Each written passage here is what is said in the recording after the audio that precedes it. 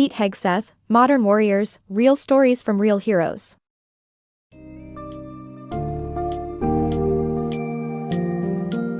In A Modern Warriors, Real Stories from Real Heroes, author and former U.S. Army soldier Pete Hegseth brings attention to the often untold stories of U.S. Army veterans.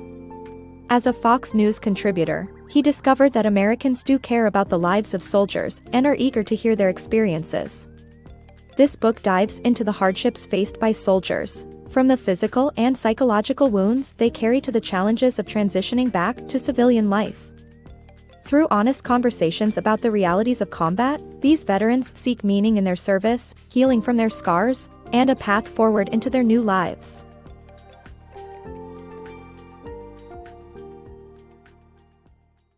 Pete Hegseth, Bringing Soldiers' Untold Tales to the Fore. Pete Hegseth is a former U.S. Army soldier who has worked for several organizations supporting veterans.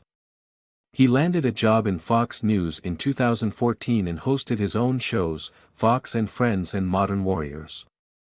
Hegseth aims to share the untold tales of U.S. Army veterans who fought for their country. He realized that Americans wanted to hear the soldiers' stories and experiences, especially those involved in combat since 9/11, which is why he encourages veterans to engage in honest conversations about their experiences. Many soldiers find it hard to transition back to civilian life and struggle with post-traumatic stress. Hegseth believes that sharing their stories is crucial in figuring out what all the fighting meant to them and moving forward in life. The determination of Sergeant Walding. During an operation in Afghanistan, Sergeant John Wayne Walding was subjected to enemy gunfire, and his leg was critically wounded. Despite the pain, he continued fighting, later learning that he lost his leg. Walding converted his loss into a reason to inspire excellence in all areas of his life. He came off his pain meds, enrolled in the Special Forces Sniper Course, and became the first amputee to be a sniper in the Green Berets. Losing his leg made Walding realize the value of determination. Surviving the battle within. Jeremiah Workman's story of PTSD, survivor's guilt, and healing. Jeremiah Workman served as a squad leader with the U.S. Marines 3rd Battalion in Iraq and experienced trauma, survivor's guilt, and extreme guilt after losing 3 of his platoon members. After returning home, he battled with post-traumatic stress, which caused severe nightmares, insomnia, and depression. The root of Workman's PTS issues was survivor's guilt, and he felt guilty about being alive while others died. Workman was awarded the Navy Cross, but his guilt was so severe that he couldn't wear it, and he didn't feel like a hero. Years of therapy helped him overcome his guilt, and he now believes that people die in war, and sometimes there is nothing you can do to stop it. Although he still struggles with PTS, he knows he's not alone. For 8 out of every 100 veterans, PTS is a reality, and 22 die by suicide every day. Workman found a calling through his struggle and now is a military service coordinator in the Veterans Administration, where he educates veterans on how to cope with PTS. For Workman, knowing that people are there to listen and guide him gave him strength, and it empowers him to help others. This is a story of trauma, guilt, and a journey towards healing that provides insight and hope to those dealing with similar situations. Leadership lessons from war. Matt Best's experiences in the Army taught him the importance of leadership and sacrifice. When Matt Best joined the Army at 17, he had a romantic idea of war and serving his country. However, his deployment to Iraq at 19 shattered this illusion. Best witnessed his hero, Sergeant Dale G. Brem, get killed by enemy fire, leaving a lasting impression that taught him about the rewards and sacrifices of leadership. Brem's courage and selflessness inspired Best, and he communicated the same message to his team when he became a leader. During his last deployment in Iraq, Best thought he would not make it out alive and promised to do his best to bring his teammates home safely. But Best survived and now utilizes the leadership skills he learned in service to help run the veteran-owned Black Rifle Coffee Company. The company aims to provide quality coffee and a fresh start for ex-service people.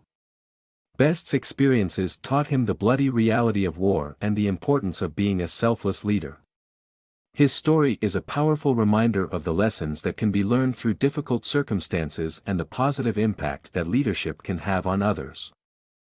Sergeant Geressy and his soldiers' heroic acts in Iraq. In 2007, Sergeant Eric Geressy and his Eagle Company were assigned to defend combat outpost Blackfoot, which sat between Al-Qaeda and a militia. On September 4, the COP was attacked relentlessly, but Geressy and his team were victorious. Afterward, they switched focus to clearing houses, during which Staff Sergeant Darrell Card was injured by a bomb. Despite his injuries, Card joined the fight a few days later without boots, showing his selfless devotion to his teammates. Geressy was most proud of his soldiers' quiet acts of heroism in Iraq, including Card's A Woman's Journey in a Masculine World. Lieutenant Commander Caroline Johnson's experience in the Navy exposes the challenges women face in a male-dominated environment. Johnson faced constant belittlement from male students and teachers despite being athletic and academically accomplished. She pushed through and worked hard to become a naval flight officer but was initially heartbroken when she was placed in the back seat with little control over the plane. Nevertheless, Johnson excelled in her training and eventually flew 42 combat missions against ISIS and Taliban forces. Despite the obstacles, she realized that she was on this earth to defend the innocent. Johnson's story highlights the importance of perseverance and determination in achieving one's goals in a world that may not be welcoming. The Reaper's complex relationship with killing. Sergeant Nick Irving, the first black sniper in the Army's 3rd Ranger Battalion, had a complex relationship with killing. As a sniper, he had to lock in on a particular human being, disconnect from being human, and determine to take that person's life. Although he felt exhilarated leading up to the moment of the kill, afterwards, he would have a metallic taste in his mouth. After 6 years in service and the birth of his son, Irving left the forces, feeling like it was time to put the Reaper in a box and bury him because combat just didn't compare to being a husband and father. Healing through writing.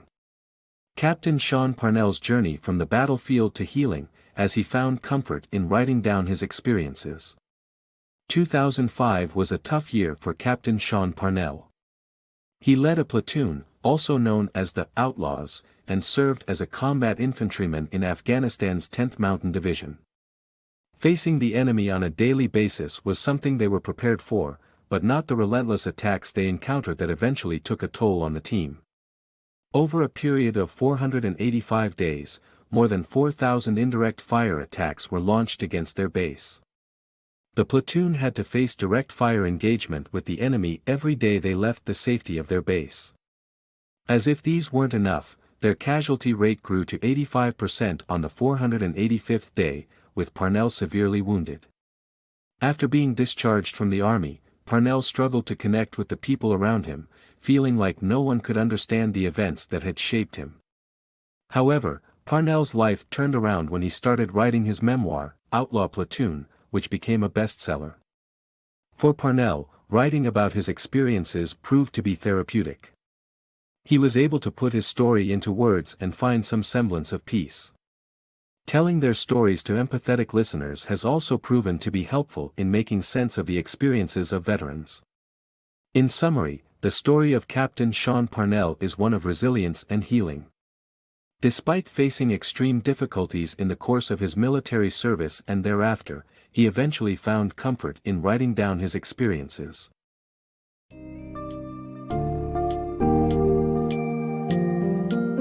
After exploring the personal accounts of veterans in Modern Warriors, it becomes clear that their stories don't end when they leave the battlefield. These real-life heroes face physical and emotional challenges, many of them struggling to reintegrate into civilian life. By sharing their experiences, they not only garner the support of their fellow countrymen but also find a sense of closure and healing. The book underlines the importance of acknowledging their service and listening to their powerful stories.